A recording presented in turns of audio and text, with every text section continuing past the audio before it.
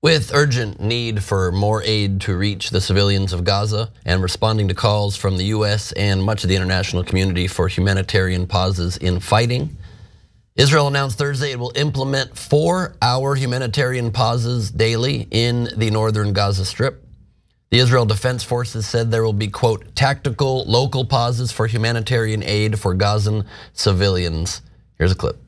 The White House says Israel will establish 4-hour humanitarian pauses each day in Gaza so more people can escape the fighting, but not a full ceasefire.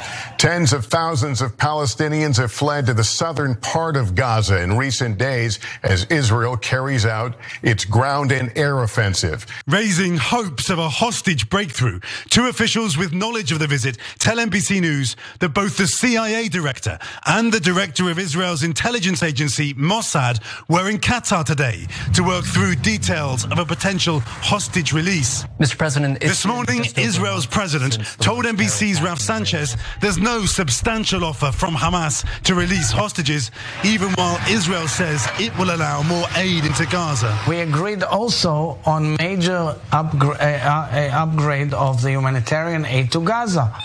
And according to US National Security Council spokesman John Kirby, some more detail. Kirby announced to reporters that the 4-hour humanitarian pauses will be implemented in northern Gaza beginning Thursday. Yesterday, the Israelis have informed the US there will be no military operations in those areas for the duration of the pauses, and the timing of them will be announced 3 hours before the pause begins each day, Kirby said. An Israeli official also confirmed the 4-hour daily pauses, saying the reprieves are meant to allow people to move to the south of Gaza and obtain food and medicine, which of course is very much needed over there right now. Kirby would not speak to the details in terms of physical parameters of the pauses or how many days there would be pauses, but this also comes with the addition of a second humanitarian corridor, this time along the sea, to allow for the safe passage of many more civilians. That said, Israel has made clear there will be no full ceasefire at this time. Quote, the fighting continues and there will be no ceasefire without the release of our hostages. Israel is allowing safe passage through humanitarian corridors from the northern Gaza Strip to the south, which 50,000 Gazans utilized just yesterday. We once again call on the civilian population of Gaza to evacuate to the south. That's a statement from the Israeli Prime Minister Benjamin Netanyahu's office. President Biden also chiming in, confirming there will not be a full ceasefire. Here's the clip. What are the chances of a Gaza ceasefire? None. No possibility. There's a lot more detail, including the tie-in of Iran and an increase of hostilities there. But let's first take a break to discuss some of what we just talked about. Cenk. Okay, so there's 3 mentions of humanitarian projects there. So let me distinguish between them because it's really important. Humanitarian corridor, great, fantastic. That's what we want. That's a real development. Please don't bomb it, okay? Because Israel said, hey, move out of the north, go to the south, you'll be safe there. And then they bombed the south. So as long as they're not bombing the humanitarian corridor, great. All right, that's terrific. Second thing, humanitarian pause. I'm split on this. On the one hand, it's baby steps towards maybe one day a ceasefire. So there's an argument to be made that you take any progress over no progress, right? On the other hand, 4-hour humanitarian pause is a lunch break. Like they got to stop at some point to eat dinner, whatever. Reload. It's nothing. It's not real. I mean, that's not a. It's a tiny thing, right? Maybe you could use and people say, hey, like you can use the 4 hours to get aid to people civilians who were harmed, etc. in the area. Okay, that makes it a little bit more real. Okay, so do with that as you want, right? If people are saying like, good, mission accomplished, then I don't agree with that at all. That's preposterous, right? But if you're saying it's completely useless, that's probably too much, right? If there's some use to it, it's incrementally okay.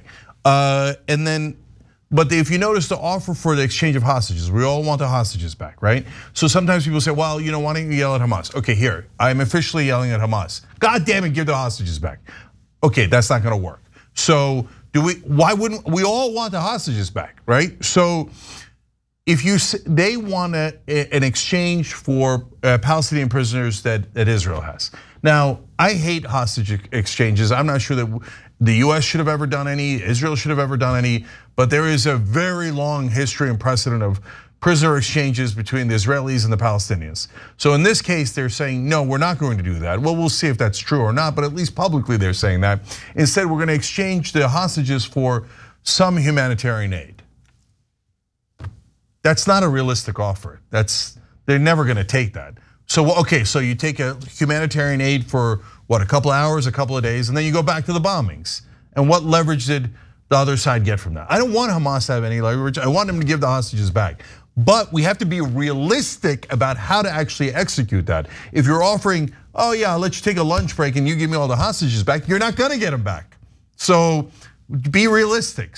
But to be fair, I don't know what's happening behind the scenes, none of us do. And maybe they're having a real exchange about, realistic terms, but the ones that are being put out there now are not at all realistic. One last thing, Joe Biden there, pretty callous. So I get that he doesn't want a ceasefire. Totally, utterly disagree with him. I don't think Israel should drop a single more bomb on Gaza or the West Bank or any of the occupied territories. But they should just give up? No, so we'll talk about that in a second.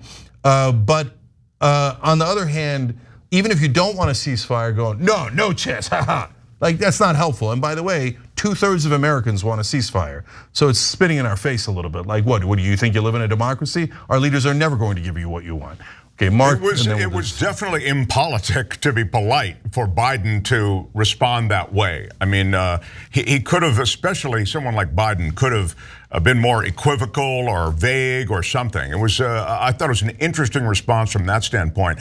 I will take the incremental gain that's associated with the 4 hours. I think, and on a lot of things, we have to begin to take incremental progress. And increment after increment, you have real progress. Please don't misunderstand me. Much of what Cenk said may be true when it comes to what you can really get done in a 4-hour daily break. But 4 hours isn't 1 hour. 4 hours is something. So again, not to obsess on it, but I also wouldn't put it down completely. You wanted some kind of concession on the part of the Israelis. They've offered that. Cenk's notion of trading hostages is a fascinating one, intriguing one. I don't know that it goes anywhere really, but it might. And sadly, those who control this negotiation are probably in Qatar. I mean, it seems as though the Qataris are the ones who are behind the scenes funneling a lot of money and negotiations, again, backtrack negotiations through this entire process. So I don't understand what, Cenk, you're calling for then, because the world was some people are calling for a ceasefire, which also Israel is not gonna do, just like you easily say, Hamas isn't gonna take that, Israel's not gonna take that. They've just suffered the worst attack in their history, and so they're going to try to back 8 times over. So, but it's not about payback. It's about an objective in the war. Like it's not. It's about an objective in the war. What's the objective? The objective is to get rid of Hamas, the terrorists. Impossible. Impossible. So then they just give up. So then Israel just deals with terrorists. No, it's not a matter of giving up, but like, it's an absurd goal. Like, is Hamas gonna raise their hand one day and go, okay, we give up? Really? How did we get rid of the Nazis? How did we just defeat the Nazis? Because those were a different time, Ben. So now we can no longer defeat evil forces? We couldn't defeat the Taliban. We couldn't defeat anybody in Iraq. We couldn't defeat the Sunni insurgency. We couldn't defeat the Vietnamese. Because in the old days, you defeated people by murdering everyone in their home. So people who say like, hey, how did we beat the Nazis? Yeah, we firebombed Dresden and killed 70% of the civilians. That includes 70% of the babies, the grandmothers, etc. And so in those days, you fought and you killed everyone until they were tired of dying. I don't want to go back to those days. Yeah, but those days, sadly, very sadly, are not over. That is how war works. You're just saying you're against war. And I agree, I'm against war as well. But that's how war works. Otherwise, what you're saying is that those are the old days. The new days are terrorists can do whatever they like. And then just with impunity, there'll be some payback for a few weeks, and then you get to stay in power. No, so first of all, if war works by us murdering their innocent civilians, I don't want any piece of it. Second of all, it doesn't mean that you can't do anything against a terrorist. We can actually do special forces. We did against ISIS, we did against Al Qaeda. And by the way, all the bombing in Iraq killed hundreds of thousands of civilians, and it did not eradicate the Sunni insurgency or ISIS. When we used special forces and we got on the ground and we actually killed the bad guys instead of doing indiscriminate bombings, that actually did work. We did get Osama bin Laden. We did get the leader of ISIS, and that wound up. So if Israel goes in and right now, by the way, the ground troops, as I said from day one, have been more effective. And a lot of people were against the ground troops. But I said, look, special forces is necessary. That's how you fight back against people who are trying to kill you. But if you say, hey, I'm just gonna bomb, like the reason why I say not one more bomb is because bombing doesn't work. And bombing Iraq created ISIS. It didn't end ISIS, it created ISIS. Yeah. So the more we bomb the Palestinians, the bigger Hamas is gonna get. In this day and age, the Viet Cong didn't raise their hand and say we give up.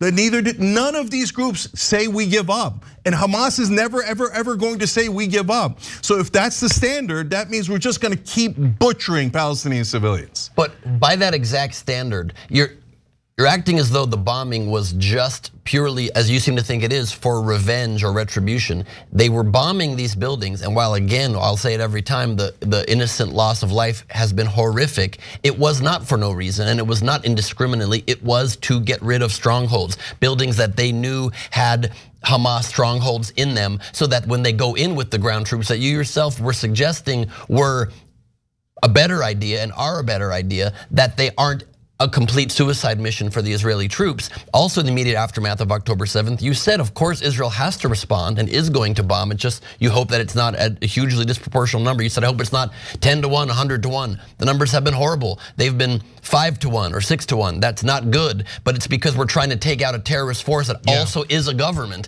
And so I do not buy the argument that there is ever gonna be a solution where you just say Hamas gets to win. And so I think a much smarter way to approach trying to get what you want. They don't get to win, Ben. They don't get to win. So look, at the end of the day, so look, two last things, and then you got more of the story to tell us. But a smarter part, what I'm saying, a smarter part, a way to do that is to not demonize people that are responding from this horrible terror attack, but instead say, great, thank you for a 4-hour every single day during war humanitarian pause and an extra humanitarian corridor. Actually turn the rhetoric towards something that is more inclusive and more positive and say we are moving towards the right direction, not immediately on day one saying that's not real. Maybe it's a tiny bit real, but it's not real. No, it's a major significant change in the conditions on the ground.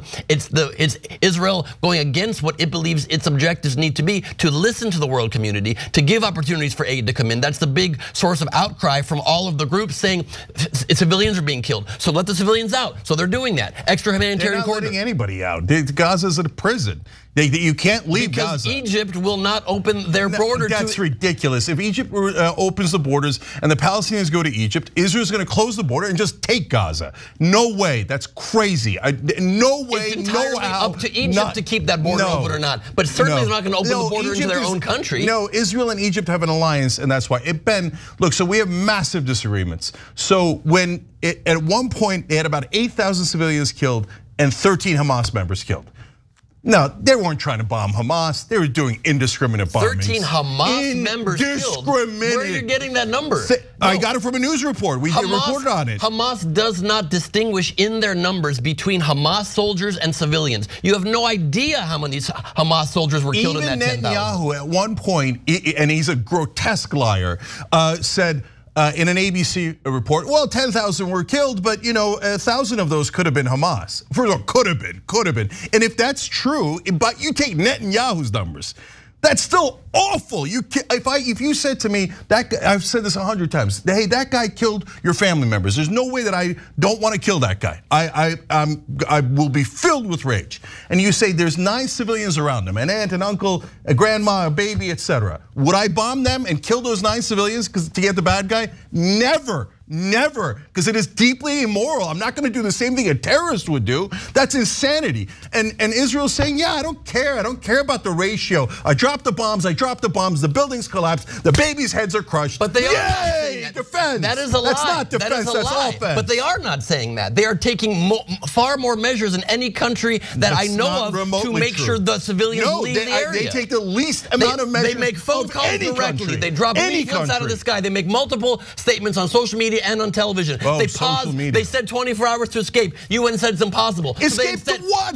Escape to what? It's an open air prison. To the south. to and the then south, Egypt which can they open also that border bombed. if they bombed it a little bit to get rid of also Hamas targets. It's not the main area that the main bombing is happening. And so that is the reality of war. You're still not ever suggesting concretely how you suggest that Israel lives in peace and possibly gets peace. Can I answer, please? Sure. It's so easy. Yeah. Okay, special forces to take out the Hamas guys who attacked. No problem, I've said it from day one.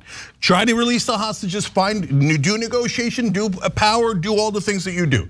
Then, this is super important, end the goddamn occupation. There isn't an occupation in Gaza. I'll say it to the day I'm done. Don't be insane, Ben. There is a security and blockade of supplies. There is not an occupation. They voluntarily ended it in 2005 and removed forcibly their own Israeli citizens. Hey. How are you going to ask people to end an occupation that ended in 2005? And at least let's use words accurately, because I've seen too many times on this network people saying genocide when it is not one. People saying occupation when it is not one. There is an occupation in the West Bank. I admit it, because that's the definition and the words. But when the occupation ends, you say end the occupation. What are you asking for them, to end it again? Should they go back in and then end it again? Is that the request? Ben, okay, if I come to your house and say, look, I'm not occupying your house, but I can cut the water and power anytime, and I could starve you, and I could make sure you don't even get any water, and if you disagree with me on anything, I could drop a bomb on your head. It's called a blockade. It's called a blockade. I'm not occupying. It's called a blockade. I can just murder you anytime I like, but I'm not occupying. But it's not the word. Okay, it's called so a blockade. Let's call it a prison. So Israel should stop imprisoning Palestinians in Gaza. And you know the big difference, though, is that when you have prisons, the people that run the prisons don't offer freedom to all of the people 6 different times, and they reject it when they get 85 to 97% of their requests. I've seen you shake off in interviews your head about saying they've been offered peace. You go like this, you go, no, no, no. But they have been offered peace many times. So shouldn't they accept that? What is your plan? Why aren't you telling Hamas right now, release the goddamn hostages, accept peace, make a peace agreement, put on paper, put your money where your mouth is, and offer a solution. Don't just keep demonizing Israel and not offering a way to solve the goddamn problem, because that goes on forever. So 2 things about that, Ben. Number one, mission accomplished. Hamas, do a ceasefire, never attack Israel, recognize their right to exist, release the hostages.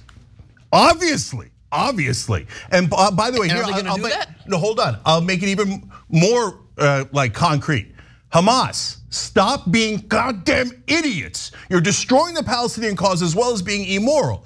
Will you kill those innocent Israeli civilians? Now 10 times as many Palestinians have been killed. Are you happy? Was that mission accomplished? It is profoundly stupid. And it's easy for Hamas leaders to do that as they sit comfortably in Qatar and they condemn their own civilians to death. Ben, being against a terrorist is obvious, okay?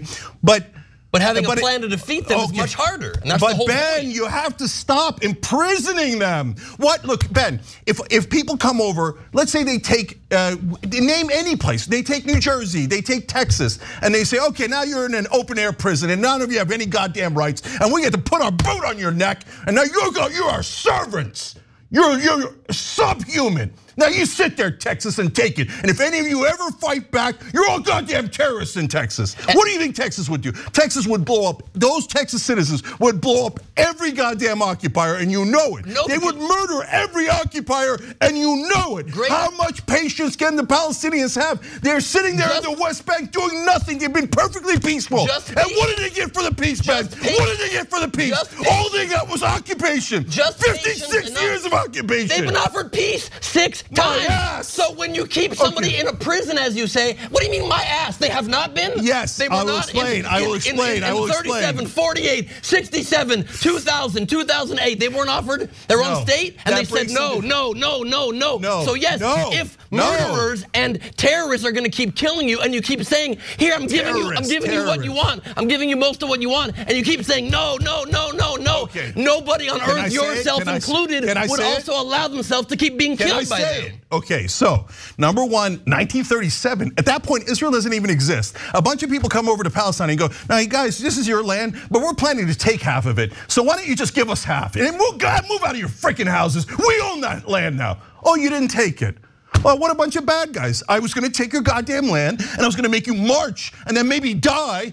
Oh, you didn't take what generous offer that I gave you? 1948, I'm gonna take half your land. Give me your land, you can stay, you get the hell out of here. I'm more important than you. Oh, you don't own your land anymore. Well, you didn't take it? Why didn't you take it? What a lovely deal I gave you, where I only steal half your land. Okay, now you move to later rounds, then it gets more complicated. Because then they come back in and they go, I'll give you 87% of your house back. But I had 100% of my house. And by the way, you're not even giving me the 50% you already took. You're giving me 87% of the other 50%. So there's no solution forever. Hold on. But at the same time, do I wish 87%, 83, 97, whatever the goddamn number was that both sides took it? Yes, I wish they both took it. And I wish Israel made a better offer, and I wish the Palestinians took a bad offer. So that's the solution then? Yes, exactly. Right. But at this point, both Obama and Trump have said Netanyahu doesn't want peace. He hasn't offered peace, he doesn't want peace, he wants permanent occupation. So for God's sake, fire Netanyahu. If it's a democracy, fire him. Because if you don't fire him, you're saying, yeah, I like what he's doing. We're going to occupy these poor people forever. In West Bank, there's no violence except by the settlers. On that, I totally agree. But they're still occupied. But they're still occupied because they like it. They like occupying that. People were trying to remove Netanyahu, and then there was a horrific terrorist attack. They brought him back like 4 times. Yeah, look, he's not a partner for peace. I agree with that 100%. He was funding Hamas to help make sure there was not peace that happens. That is true. But now we're in a reality that is now very hard to unwind unless some concrete solution is offered. Not just simply telling one side, we know the other side is terrorists, and so we have to just give it in. No, don't give it. 67 borders, end the occupation. Occupation is a core evil, and if you don't end the occupation, I would do it unilaterally. Here, 67 borders, good luck. You guys are sovereign now, you can have your own police, military, do whatever you like. You cross over and then we come and obliterate you, okay? But they made a peace deal with Egypt. Do a peace deal. It's not that complicated. Israel, you have got to let them go. We all want to go to Israel. We want Israel to be a beautiful, safe place filled with loving people, which it is. But we can't go and we can't root for you and we can't do any of these things if you kill citizens at this enormous rate and never give any hope to those Palestinians. And they go, they should know that they're defeated. They should know that they are going to stay occupied for the rest of time because they're savages. Savages. They can't ever have peace. They're always doing violence. We're going to occupy them for another 50 years. Again, they're not occupied, and the savages are the leadership that is holding them hostage, the Palestinian people. But you know what? Hostage. Israeli leadership are also savages. And at this point, they've been 7 times as savage as Hamas, which if I'm an Israeli citizen, I'm sickened by that fact. The numbers are horrible and it's in self-defense, and you know that's a difference. You know that's a big difference. Yeah. There was so much more to this story. We don't have time to get to it now, but I'll just briefly summarize.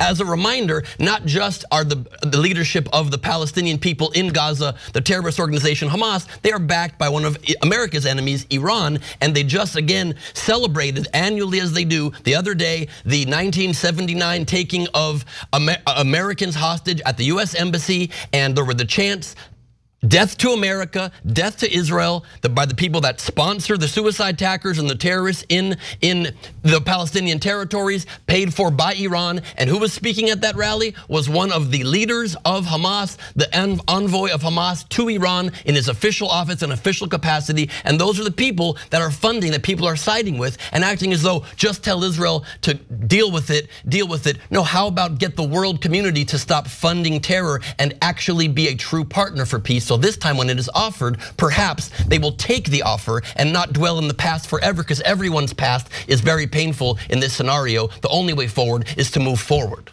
Iran does fund Hamas. I despise the leadership of the Iranian government. They're mullahs and they would kill me in a second for being an apostate. I got no interest in them.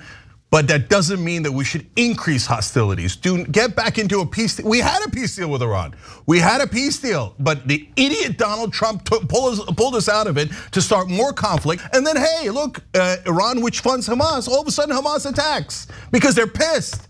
And by the way, screw them for chanting death to America, but nevertheless, understand where that came from, because we did a coup of their democratically elected government.